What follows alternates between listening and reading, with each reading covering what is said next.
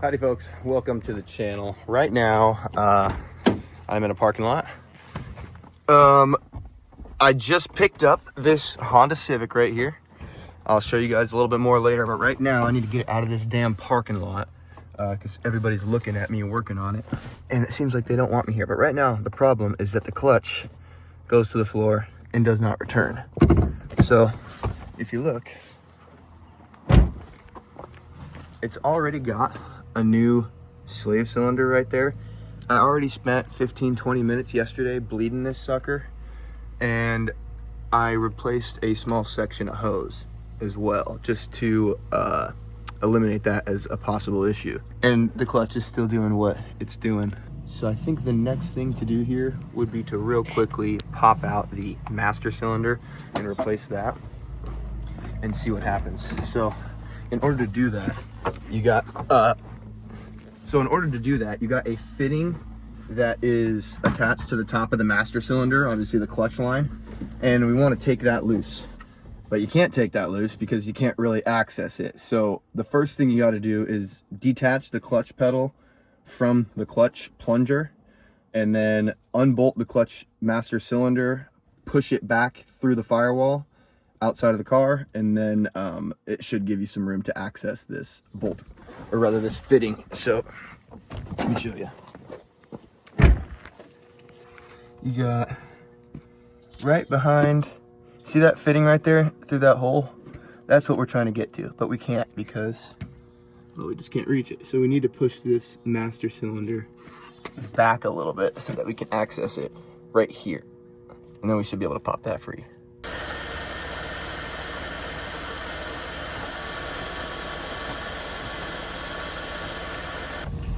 Alrighty guys, went ahead and got the car all fixed up, driving it home now. Had my buddy come help me out with taking the car home, and I figured on my way back after dropping him off, I would just go take this thing through a car wash real quick. Save me a little bit of time. So that way when I get home, all I gotta do is clean this thing out on the inside so I can take some pictures of it and list her online. So what I ended up doing was just replacing the slave cylinder and the master cylinder in a short section of the clutch line, the rubber portion of the clutch hose. And I went ahead and replaced that just to rule it out. And then I bled and bled and bled and bled that sucker. Good buddy, this thing hits.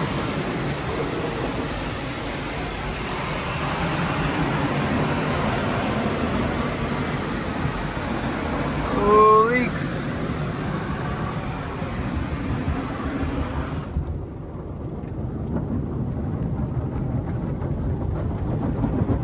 Oh, spoke too soon. Wonder if there's just a leaf in there. Okie dokie, so here's the car. Took it through the car wash, it cleaned up pretty darn well. I mean, the paint is in immaculate condition other than this side where the clear coat is fading just a little bit on the door, but that could pretty easily be corrected. It's honestly not too far gone. Other than that, it's got some sweet wheels. Not really my kind of thing, but I'll admit they look pretty good on this thing. I wouldn't choose them, but I don't hate them. Also, another thing I really like about this car is the headlights. Man, the headlights are awesome. They look like BMW headlights or something. They look really cool. All right, so the car has about 250,000 miles on it. The clutch, master cylinder, and slave cylinder, a combination, or one or the other, was taking a crap on this thing and not allowing the car to go into gear. Basically, there was just no pressure. The clutch pedal was just floppy and would flop right to the ground, and there's no pressure acting on the clutch fork up here. So replace the master cylinder and the slave cylinder, and bled and bled and bled them, and boom, my pedal came back, and it was really just about $100 and an hour's worth of work to get that thing back. Guys, just wanted to mention, I will be going over the exact numbers towards the end of the video. I briefly do mention some numbers throughout the video. Don't listen to any of that. Some of that stuff is inaccurate. Just wait till the end of the video where I'm going to go over everything, all the profit, all the money spent, and how we allocated some of the tools well, the price of some of the tools that we purchased along the way for these cars. So just wait till the end of the video for that one. To get this thing to the point where it would drive. Now, the only other issues with the car are that it throttle sticks a little bit when it's fully closed. It likes to just get a little, it likes to stick just a little bit before it opens. Like when you're at a stop sign, you're going to take off from a light, it likes to stick closed just a tiny bit. So that's one thing. And then the other thing is that one of these wheel bearings is out. To be honest, I already listed it online anyway. Like I said, I cleaned this thing up, took it through a car wash, and it's already pretty much there. Paid $800 for it. I'm into it about $950. So I listed it for $2,200 with the bad wheel bearing, and if I'm able to get some money, if I'm able to get around $1,800 for it, maybe $1,500 for it. So if I'm able to get around $1,500 to $2,000 for this thing, I'll be a happy boy. So tomorrow, as long as nobody buys this thing the way it sits, I'm going to take that throttle off real quick and clean it up so it doesn't stick anymore. And then I'll try and see if I can figure out which wheel bearing. Right now, I'm thinking it's the driver's side, because when I make a hard right turn, the noise gets slightly louder. But when I make a hard left turn, the noise goes away almost completely. So when I unload this side, when I make a hard left turn, all the weight goes, wait a second. So when I make a hard left turn, all the weight goes onto that side and comes off of this wheel, and the car stops making the whining or droning noise. So that little load test where you kind of sway side to side and check where the noise kind of seems to be emanating from, that gives me a pretty good idea that it's coming from the front driver's side. So that's where we're gonna look first. Alrighty guys, look at this thing. Man, she looks pretty darn good. Someone is on their way right now from about an hour away. Again, I'm telling you, man, when people come from an hour and a half away, it's usually a pretty sure thing. If they bring a trailer, dude, it's done. They're buying the car. Regardless though, someone's coming from about an hour away to buy this thing for $2,000 is the agreed upon price. So hopefully this thing is out of my driveway in the next 5 minutes here, because this guy should be here any minute now. But this was just a pretty quick flip here. So we paid $800 for this thing. We just put a clutch master and a clutch slave cylinder in this thing, and we replaced one of the clutch lines. See if we can get another car in this video and make this a 2-for-1 video. Alrighty folks, that car is gone, replaced with the car my wife's borrowing at the moment so that we don't have to drive that gas guzzler. Sold that car for $2,000. The guy who came out from an hour away ended up buying the car, no problem. He just drove it around, loved it, and bought it, even with the wheel bearing noise. $2,000. So that was too quick. Here's the next one. This video is going to be a 2-for-1. So this is the same car, essentially. It's a 2001 Honda Civic EX, manual transmission, around the same mileage. The only thing is this one doesn't have cool wheels on it, so it's got a little bit of damage on the bumper. The only real issues with this car are cosmetic. So it's missing a trim piece right here. The bumper's a little bit cracked right here. And that thing is, well, you know, paint's totally gone and it's rusting through right there. So we'll try and see if we can do something about that. Make it look even just a little bit better would be nice. Other than that, on the inside, this thing is an absolute mess. It's literally disgusting. It not only is it an absolute mess and is it disgusting, well, for one, the door panels are a lot nicer, so I'll give it that. This thing was owned by like a grandma. Not only is it disgusting in here, like as far as dirt goes and just grime and crap everywhere, but it literally smells like someone threw up inside this car. And you know what, that being said, I'm actually ready to get back out. This thing just absolutely is disgusting. So I've already taken the seats. I've already loosened up the seats and unbolted them. I've already loosened up the seats and unbolted those. I'm gonna pull those things out. We'll pull those things out and we'll get this floor carpet cleaned up as best as we can.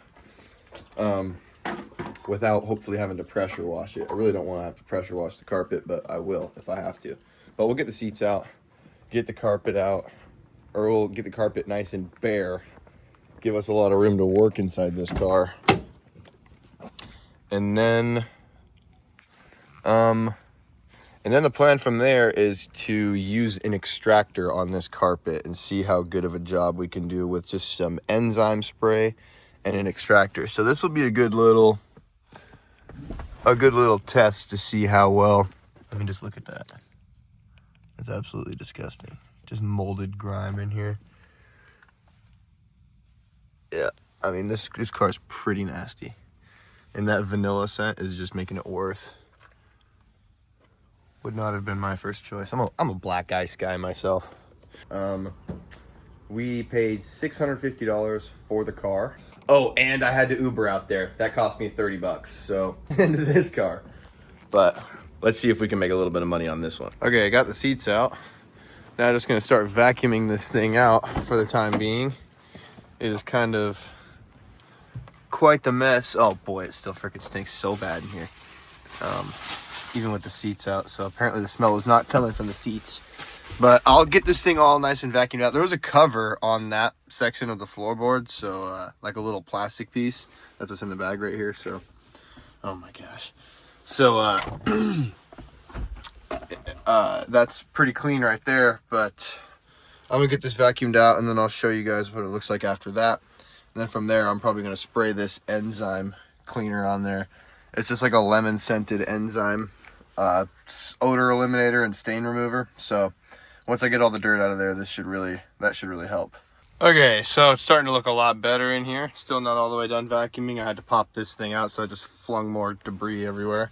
And I'm kind of leaving this section up here because I have a pretty sneaking suspicion that this is where the smell is coming from. So I'm gonna take off the trim on this side. I'll probably take it off on that side too and just clean underneath it.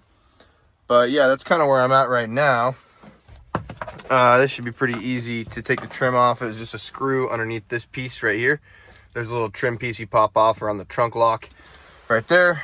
And then you're gonna have to take this bolt off. Then you can just pop this whole panel out along with that one up there, which is just held in by a couple of like push pins. And then same on this side, it's all push pins. So you just pop it out and then there's that one bolt right there. As for this, you got your screw up front, screw on the rear, same thing on the other side, passenger side. And then you got to pop out the center console section right here. This whole guy pops out along the edges there, just with those snap clips.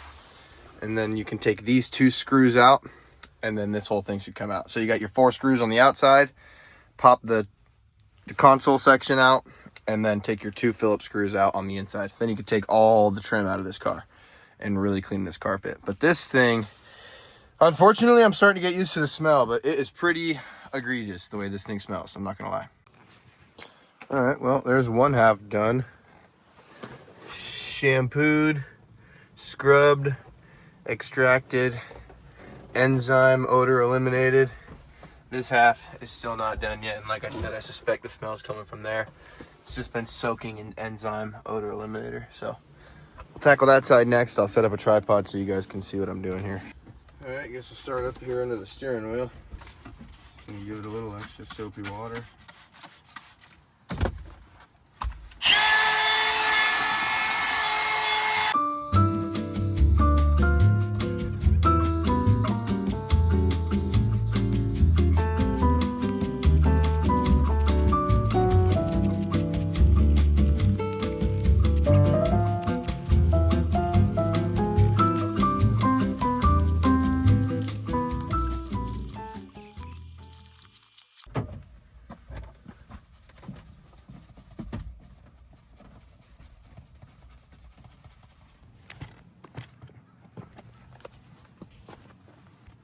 All right, got a little bit of baking soda in there.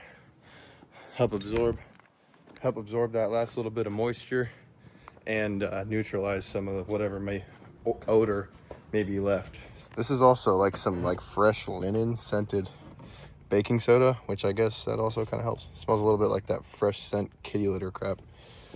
But yeah, Guess we might as well get started on cleaning those pieces over there. Yuck.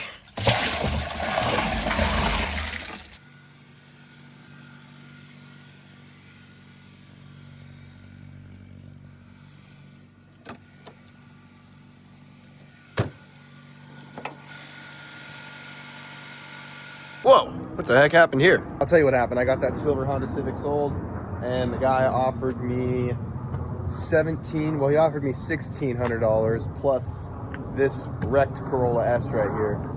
I countered at $1,750 plus the Corolla, and that's what we ended up doing.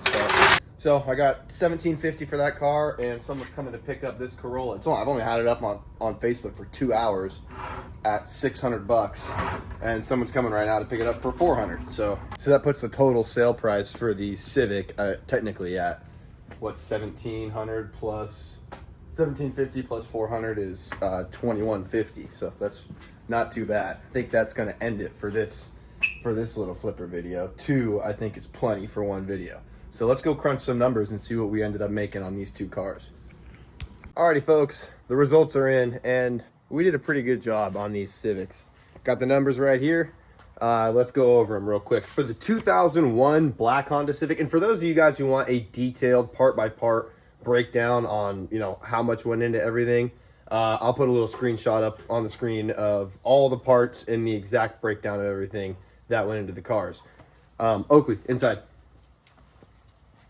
But just as for the basics, the total invested in the black 2001 Civic was $950. We sold that car for $2,000, giving us a total profit of $1,050 on that first black Civic. We spent 6.5 hours working on it. That gives us $161.54 an hour on that first car.